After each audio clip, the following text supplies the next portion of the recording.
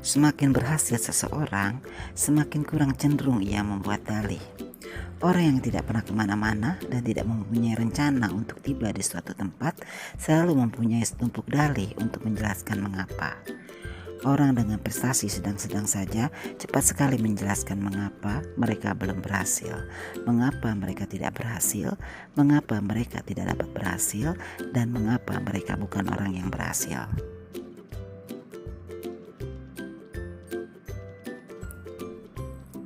Seperti semua penyakit dalih menjadi semakin buruk jika tidak diobati dengan tepat dan segera. Korban dari penyakit pikiran ini mengalami proses mental sebagai berikut. Sebagai contoh, saya tidak sebaik yang seharusnya. Apa yang dapat saya gunakan sebagai dalih yang akan membantu saya supaya tidak kehilangan muka? Coba lihat, kesehatan yang buruk, kurangnya pendidikan, terlalu tua, terlalu muda, nasib buruk, kesialan pribadi, istri, cara keluarga membesarkan saya, dan seterusnya. Segera sesudah korban penyakit kegagalan itu memilih dalih yang bagus, ia hidup bersama dalih tersebut.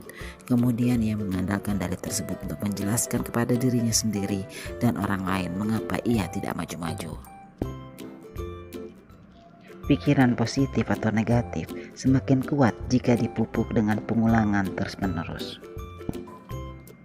Sembuhkan diri Anda dari dalih, dari penyakit kegagalan. Simak video berikut. Stay tune at my channel, don't go anywhere. Subscribe my channel, okay? Thanks. 4 bentuk dalih yang lazim digunakan antara lain dalih kesehatan, dalih intelijensi, dalih usia, dan dalih nasib. 4 hal yang dapat Anda lakukan untuk menaklukkan dalih kesehatan. Jangan berbicara tentang kesehatan Anda.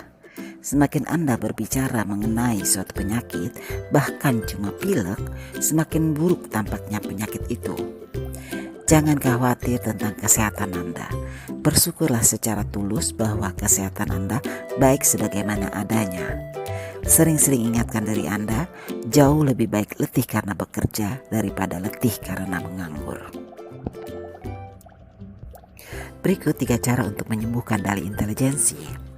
Jangan pernah meremehkan intelijensi Anda sendiri dan menganggap terlalu tinggi intelijensi orang lain. Berkonsentrasilah pada apa yang Anda miliki. Temukan bakat unggul Anda. Ingat, bukan berapa banyak intelijensi yang Anda miliki, yang penting melainkan bagaimana Anda menggunakan otak Anda.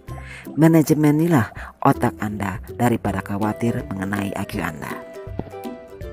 Ingatkan diri Anda beberapa kali setiap hari, sikap saya lebih penting daripada intelijensi saya.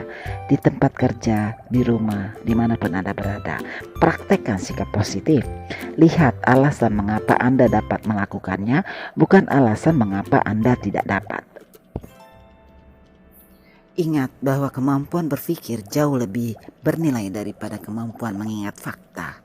Gunakan pikiran Anda untuk menentukan dan mengembangkan gagasan, untuk mencari cara-cara baru dan lebih baik untuk mengerjakan segala sesuatunya.